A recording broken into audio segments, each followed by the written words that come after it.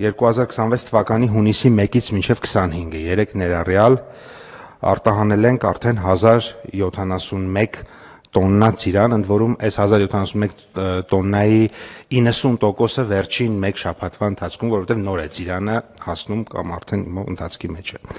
Կեռասը 882 տոննա, կեռասը հակառակը արդեն գնալով սպառման ենք գնում, ավարտվում է։ Մոտ 40 տոննա խնձոր, դա այն փոքր քաղցր խնձորներն են, թութ, թուս, հաղարճ մոշ 100 տոննա, ելակ ազնվամորի 87 տոննա, 140 տոննա լոլիկ, գնանկում կա տեսանելի գնանկում երկու ուղղություններով, ծաղիկն է եղել, որի մասին մենք գիտեինք, եւ լոլիկը։ Մնացած ուղղություններով առանձնահատուկ գնանկում չի նկատվում եւ առկա բերքը կամ շուկայում ամբողջովին վաճառվում է, կամ արտահանվում է, լոլիկի դեպքում էլ է վաճառվում, ուղղակի գները իջել են